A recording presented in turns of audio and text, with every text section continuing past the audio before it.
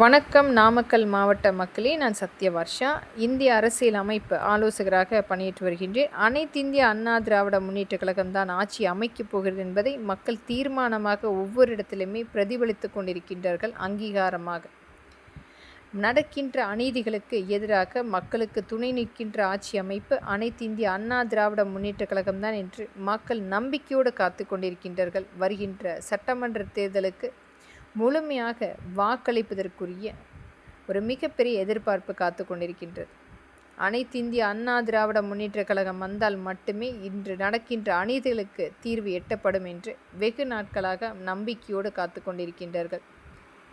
ஒரு பணக்கார வர்க்கங்களாக ஆட்சி அமைப்பில் இன்றைக்கு அமர்ந்து கொண்டு நடக்கின்ற அநீதிகளுக்கு ஒரு மிகப்பெரிய அளவில் இன்றைக்கு இவர்களே குற்றவாளிகளுக்கு துணையாக நிற்கின்ற காவல்துறை, நடக்கின்ற ஒவ்வொரு இடத்திலுமே குழந்தைகளுக்கும் பெண்களுக்கும் பாதுகாப்பு என்பது நிர்ணயம் செய்ய முடியாத ஒரு ஆட்சி அமைப்பு இந்த திராவிட முன்னேற்றக் கழகத்தினுடைய 2.0. பெண்களுடைய உரிமைகளை பறித்து பெண்கள் எந்த விதத்திலுமே முன்னேறக்கூடாது என்பதற்குரிய ஒரு ஆட்சி அமைப்பு தான் அனைத்து இந்திய அண்ணா திராவிட முன்னேற்றக் கழகம். நேற்றைய மசோதா பெண்களுக்கு இந்த திராவிட முன்னேற்றக் கழகத்தினுடைய ஒரு மிகப்பெரிய அளவில் நிராகரிப்பு மட்டுமே செய்து தமிழ்நாட்டில் இருக்கின்ற அனைத்து வகையான பெண்களுக்கும் மிகப்பெரிய ஒரு நிராகரிப்பு மட்டுமே நாம் பார்த்தது. இது மாதிரி ஒரு பெண்களுக்கு எதிராக பெண்களை விலை பேசுகின்ற, குழந்தைகளையும் பெண்களையும் அச்சுறுத்தக்கூடிய சூழ்நிலையில் இன்றைக்கு இருக்கின்ற ஆட்சி அமைப்பு நமக்கு வேண்டும் என்று மக்கள் தீர்மானிக்க வேண்டும். பெண்கள் மட்டுமே 35,000 பெண்கள் கற்பழிக்கப்பட்டு 18,000 குழந்தைகள் கற்பழிக்கப்பட்டு வழக்குகள் பதிவு செய்திருக்கின்றார்கள். அண்ணா பல்கலைக்கழகத்தில் நடந்த அந்த மாணவிக்குரிய அந்த மிகப்பெரிய இழப்பு என்பது இன்றைக்கும் ஈடுகட்ட முடியாத இழப்பு. அதற்கு காரணம் உதயநிதி தான் என்று தெரிந்தால் கூட வாய் திறக்காத ஊடகங்கள் மற்றும் அரசியல் அமைப்புகள். இதற்கு உச்சநீதிமன்றம் கண்டிப்பாக இந்த வழக்கை எடுத்து கண்டிப்பாக இதற்குரிய தண்டனை சட்டமாக்கப்பட வேண்டும்.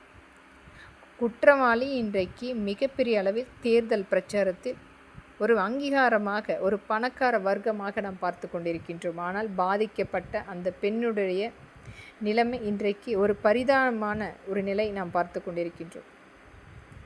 நிராகரிப்புக்கு மேல் நிராகரிப்பு செய்து மக்களுடைய வாழ்வாதாரத்தை அளிக்கின்ற இந்த திராவிட முன்னேற்றக் கழகத்தினுடைய 2.0 நமக்கு வேண்டுமா என்பதை மக்கள் தீர்மானிக்க வேண்டும். அதுவும் இன்றைக்கு ஒவ்வொரு இடத்திலுமே நிலத்தை அபகரிப்பது, கோவில்களை இடிப்பது, மக்களுடைய நம்பிக்கையை உடைத்து கோவிலில் வழிபாடு செய்யக்கூடாது, ஹோமம் வளர்த்தக்கூடாது, தீபம் ஏற்றக்கூடாது, மக்களுடைய அந்த நம்பிக்கையான சமஸ்கிருத மந்திரம் அந்த கோவிலில் உச்சரிக்கக்கூடாது என்ற கடுமையான சட்டங்களை கொண்டு வந்து மக்களுடைய நம்பிக்கையை உடைத்த இந்த திராவிட முன்னேற்றக் கழகத்தினுடைய 2.0 நமக்கு வேண்டுமா என்று மக்கள் தீர்மானிக்க வேண்டும். ஒவ்வொரு இடத்திலுமே நமக்காக கொடுக்கப்பட்ட மத்திய அரசால் வழங்கப்பட்ட 7 லட்சம் கோடி இவர்களுடைய குடும்பத்தினுடைய சொத்தாக மாற்றி நமக்கு கிடைத்தது வெறும் விளம்பர போஸ்டர்கள் மட்டுமே. விரட்டி அடிப்போம் இந்த திராவிட முன்னேற்றக் கழகத்தின் ஆட்சியை.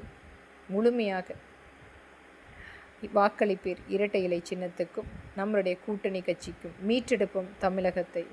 நன்றி.